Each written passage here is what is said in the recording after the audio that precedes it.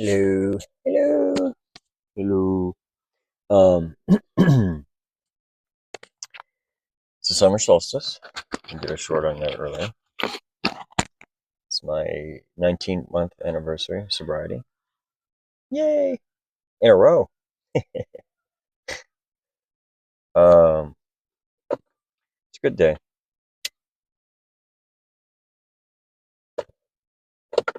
It's funny how the universe and life works sometimes. I, you know, I've struggled with substance abuse addiction for many years on and off. Um, with the amount of time I have now, I think I've gotten about 10 and a half years of interrupted sobriety in the last 20. Um, my previous longest stretch was about 4.5 years. And, I've talked about this before how addiction is progressive and so is recovery. And each time I've gotten sober, I've learned a lot. Um, one of the things I used to struggle with a lot was understanding the other side, the friends and the family and the way they feel about things and the way they perceive addicts and our relapses.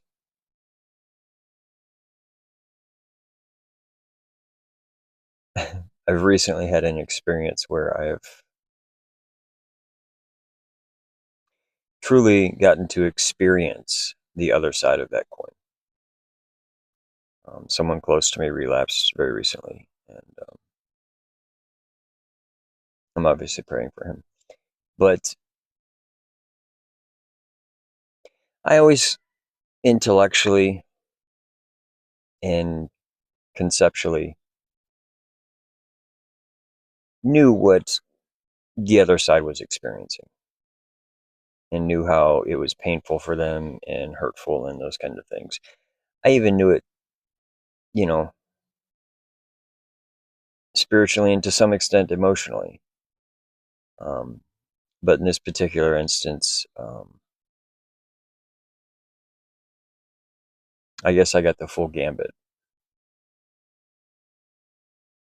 Um, so I guess I would say that I have now truly been on the other side experientially. I've had that complete and thorough experience of what that's like to watch somebody you care for self-destruct. And for no real good logical reasons at all. And that's the hard part. I know exactly where this person's at. I know what they're thinking. I know what they're feeling. I've been there before several times. And it's frustrating because I know there's nothing I can say or do that's going to change it. You know, I'm not angry at that person, disappointed, hurt, concerned. Um, but I know that that's part of his journey. Um, I'm angry at myself for not trusting my intuition and my instincts months ago and speaking up more. It might have made a difference. Realistically, probably not. It probably would have just prolonged the inevitable. In this particular instance, I believe this person always had reservations the whole time. And they're just over 1 year stretch of sobriety. They always, that seed did, it was always in the back of their head that they would be okay to do it again or whatever. And I've been there. So it's been an interesting week.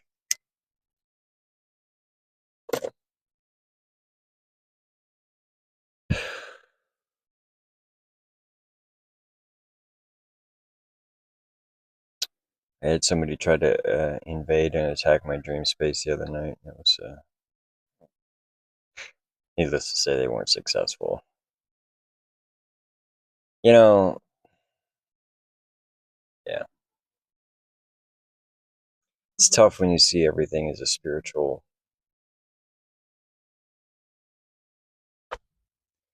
not exactly lesson, but most people, they look at life and they look at all their experiences, and they always come from a place of ego. It's such a different perspective when you look at it from a place of energy and spiritual growth. It really, truly is.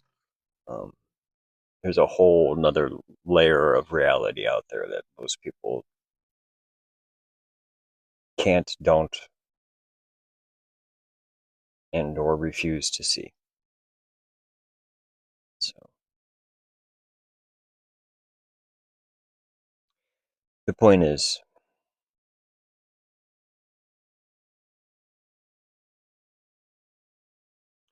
for all of you non-addicts out there who have people in your life who suffer from alcoholism, drug addiction, gambling addiction, sex addiction, whatever it is, workaholic, shopaholic,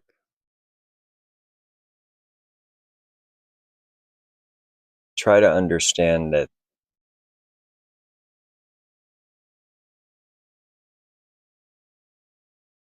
it's not you or your fault. And unfortunately, you can't save them. You can try, you can plead, you can beg. More often than not, it actually, a lot of times, it just helps perpetuate the cycle. Because as addicts, we hear all of that. We hear the pleading, we hear the concern, we hear the care, and we know you do. We know you love us. And that just makes us feel worse because we know what we're doing is not right, and now we're now carrying the burden of hurting you due to our behavior.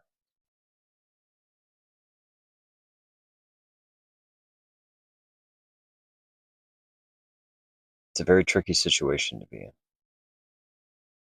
If you love them too much, you're just going to enable. If you don't love them enough, they'll use that as justification to continue that cycle. The point is this: it's a problem within them.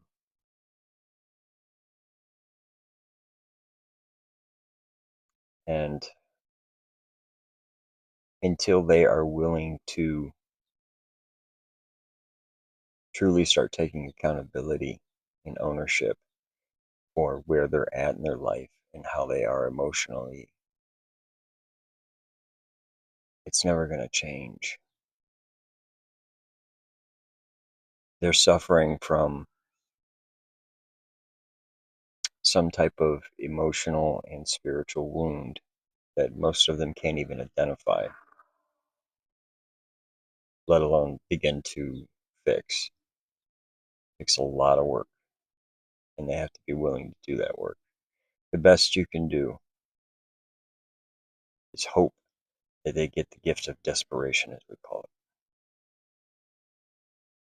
And sometimes, as hard as it is, one of the best things you can do is tough love. Leave them to their own volition, as hard as that is. I know it wasn't almost every addict I've ever talked to has had any amount of successful continued sobriety. Usually that's what it came down to. It's what we call rock bottom.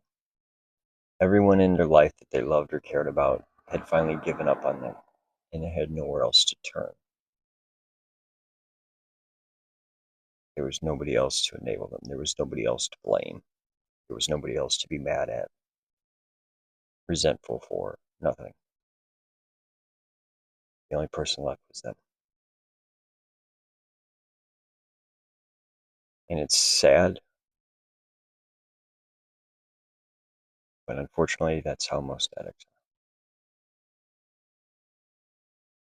You know, if you're one of the lucky ones and you know somebody who's suffered with addiction and they made it through one, maybe even two rehabs, because relapse is by no means a requirement. It just is a statistical probability.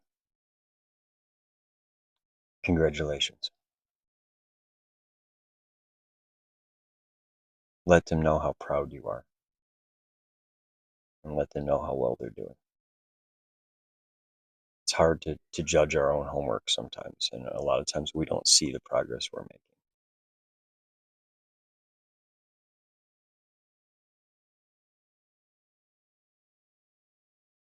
So, yeah, I know. Most of my messages have a somber tone, and I do apologize for that. It just, I guess it's where I'm at right now. Um, and there's reasons for it too. It's not that I'm that somber and serious all the time, because I'm not. I can be a complete hysterical jackass and a total pervert too. Trust me, if you knew me in real life, you'd know.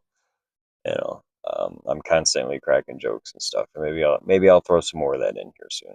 Um, Kind of the point of these videos is, one, is just for me to air my own stream of consciousness, but oftentimes the messages aren't necessarily from me. I just allow them to come through me, um, and I hope that they give insight and healing when and where needed. So, with that, happy solstice, and I'll talk to you guys all soon.